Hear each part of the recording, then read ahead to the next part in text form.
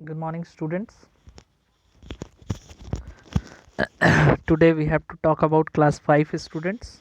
हम लोग class 5 students के कुछ टॉपिक्स को हम लोग यहाँ पर समझ रहे थे और पढ़ रहे थे। जैसे कि हम लोगों ने देखा कि जो है वो हम लोगों ने यहाँ तक पढ़ाई कर लिया था। सबसे पहले पढ़ाई किया था कि पर्यावरण क्या है, पर्यावरण को कैसे नुकसान पहुँच रहा है, उसके कारण क्या है, पॉल्यूशंस के बारे में पढ़ा। जैसे पॉल्यूशन से क्या होता है, what is the pollution? Pollution is the process of making the land and water और एयर डर्टी एंड अनसेफ। यानी कि जो चीज़ें जो पानी, हवा और भूमि को गंदा कर रही है और असुरक्षित बना रही है, तो उसे ही हम लोग क्या कहेंगे? उसे हम लोग प्रदूषण कहेंगे। तो प्रदूषण में हम लोगों ने देखा कि लैंड पॉल्यूशन, एयर पॉल्यूशन और वाटर पॉल्यूशन का क्या कारण है। एक एक व्यक्ति जो है वो जब किसी तरह की बीमारी से ग्रसित होता है तो उसके पीछे एक और कारण होता है, वह है प्रदूषण। डिफॉरेस्टेशन के बारे में भी हम लोगों ने पढ़ा कि recklessly cutting down of trees for the permanent settlement and for agriculture and industrial purposes is called deforestation.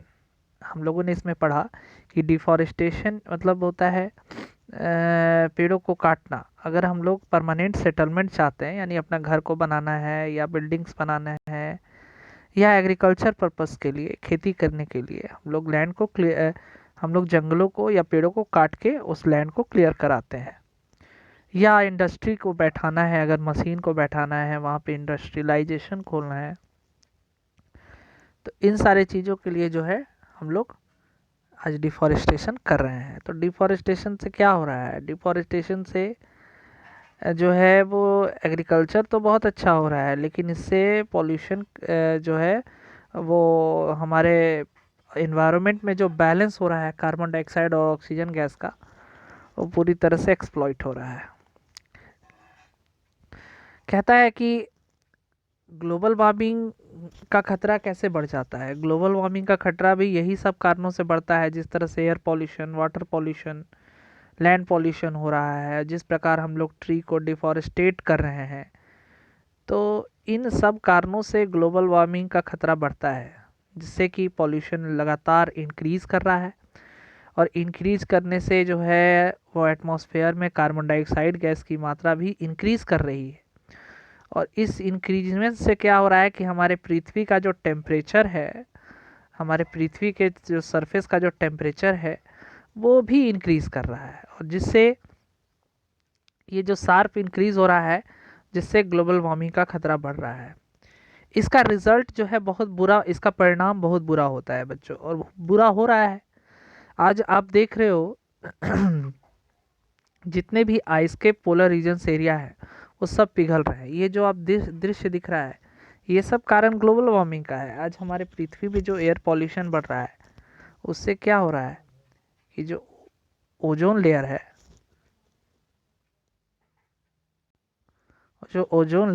वो ओजोन लेयर लगातार डिप्लीट कर रहा है। डिप्लीट होने से क्या हो रहा है कि ग्लोबल वार्मिंग बहुत ही तेज़ी से जमे हुए बर्फ़ को मेल्ट करने का काम कर रहा है, मेल्टिंग करने का काम कर रहा है।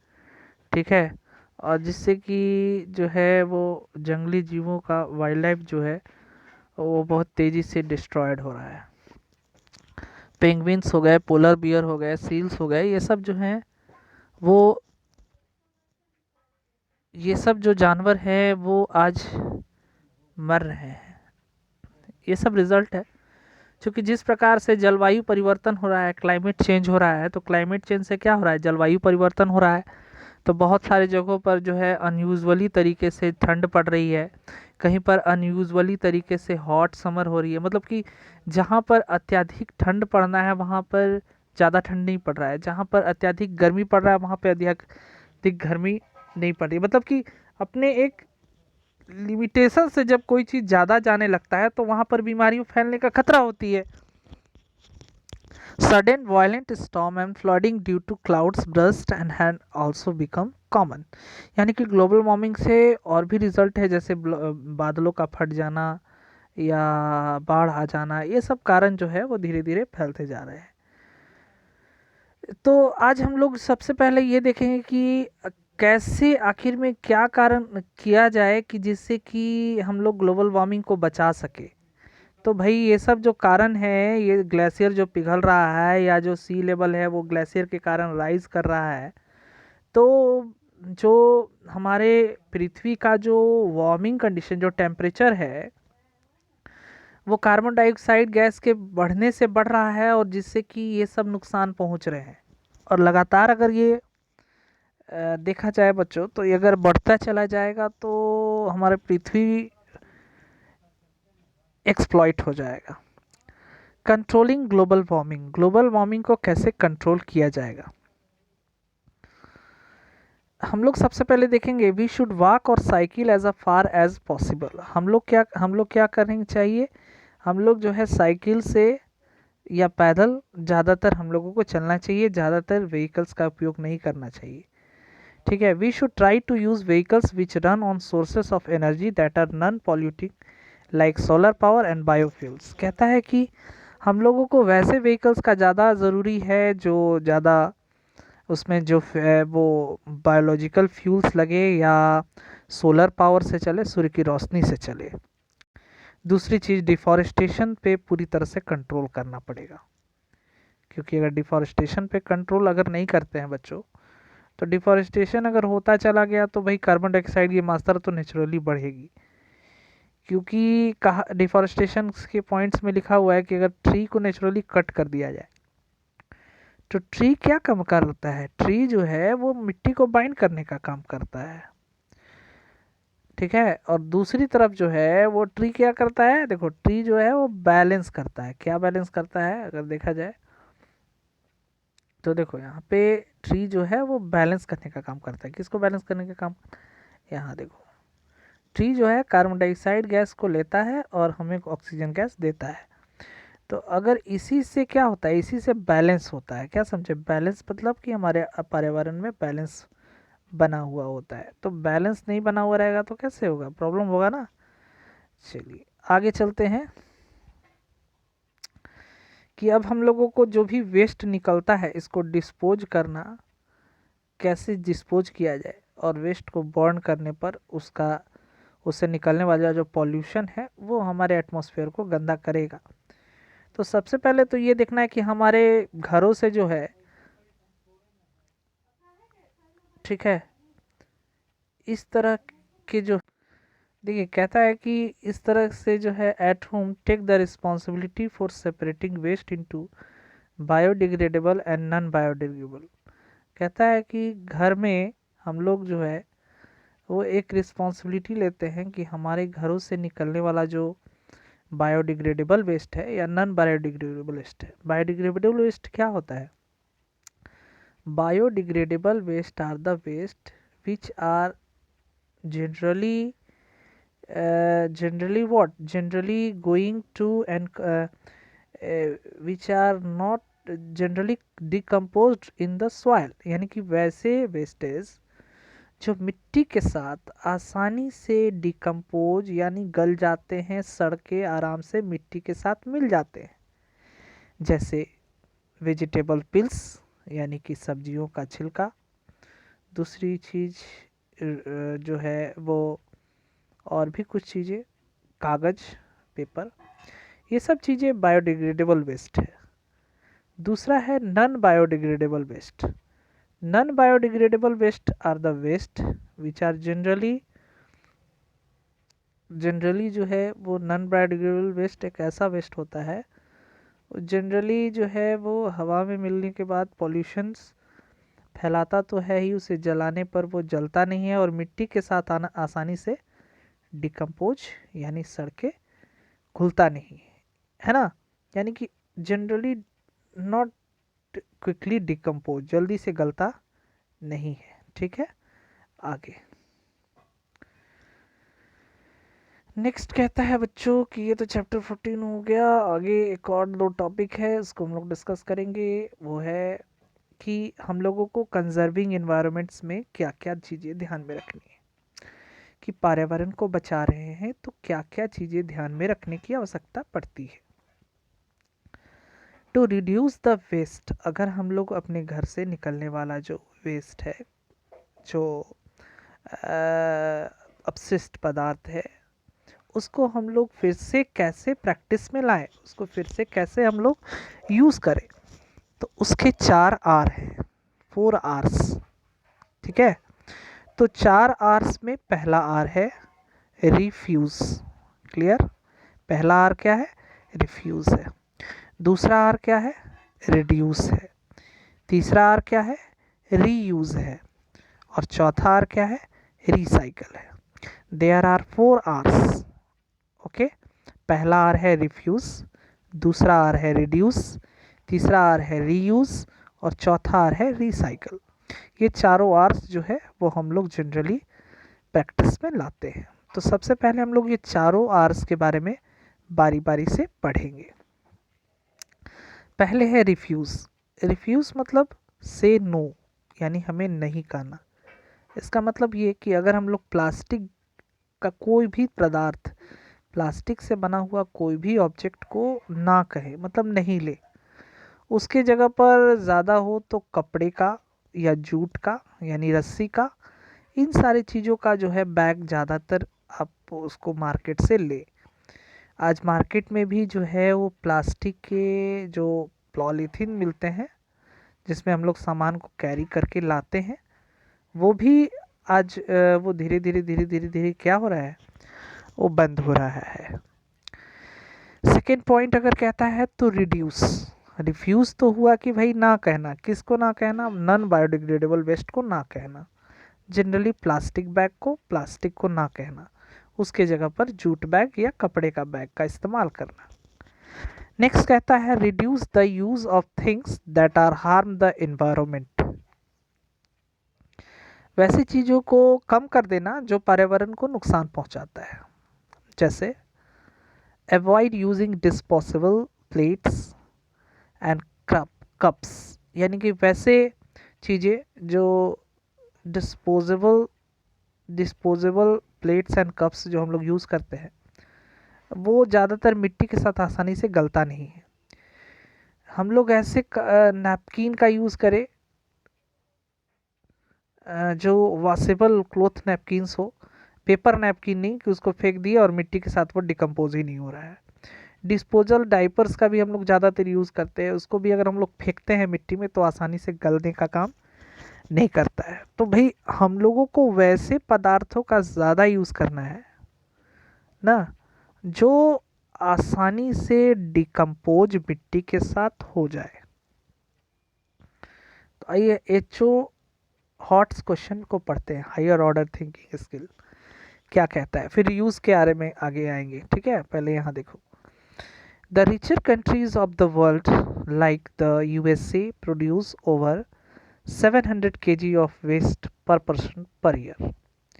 कहता है कि जो यूएसए है, यूनाइटेड स्टेट अमेरिका जैसे बड़े बड़े दुनिया के सबसे बड़े अमीर देश 700 kg ऑफ वेस्ट एक व्यक्ति के द्वारा एक साल में प्रोड्यूस किए जाते हैं। देखिए, एक जनगणना हुई जिसमें एक व्यक्ति एक साल में 700 kg गंदा फैलाता है, और एक गरीब देश है ना, उसमें एक व्यक्ति एक साल में 150 kg गंदा फैलाता है। Why and how does that happen? क्यों और कैसे ये हैपन करता है, आप सोचिए कभी। तो चलिए सोचिएगा और हमको इसका आंसर दीजिएगा। आगे चलते हैं। ये तो हुआ रिफ्यूज़, रीयूज़ और फिर रिड्यूस और फिर रीयूज़। जिस तरह से हम लोग किसी भी प्लास्टिक के ऑब्जेक्ट को ना कहते हैं और वैसे ऑब्जेक्ट जो आसानी से मिट्टी के साथ डिकम्पोज नहीं होते हैं, जैसे डिस्पोजेबल प्लेट्स हो गए, कप्स हो गए या नैपकिन्स हो गए, तो इनको ना कहते हैं। उसी तरह रीयूज़ का मतलब क्या हुआ, कैसे हम लोग किसी भी चीज़ को फिर से प्रयोग में ला सकते हैं।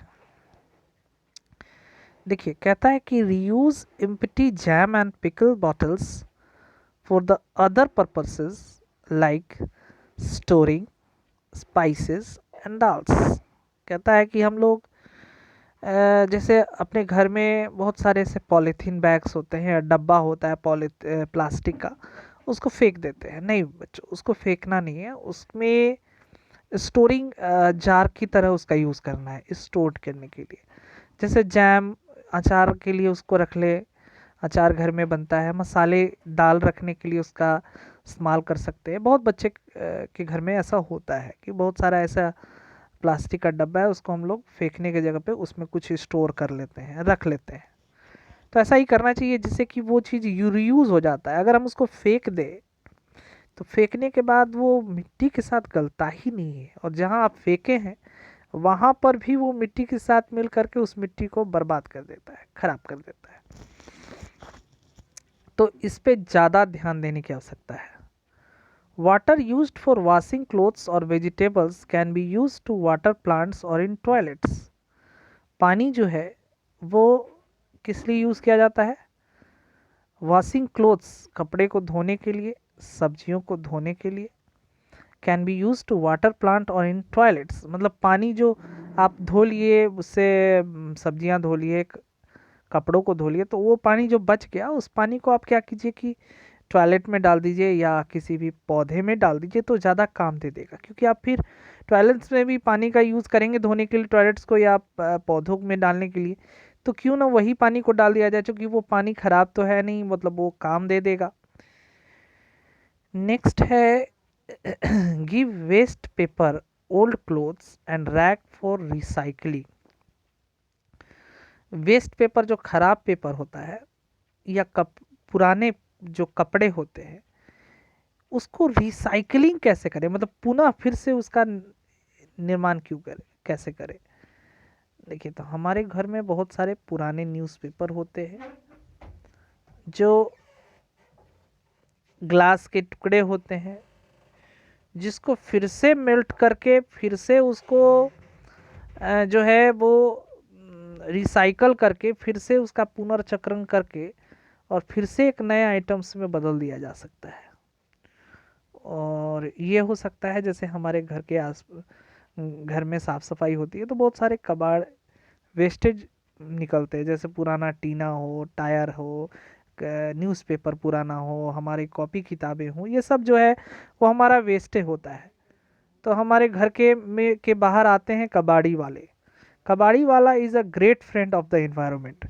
कबाड़ी वाला जो है एक बहुत ही अच्छा फ्रेंड होता है पर्यावरण का।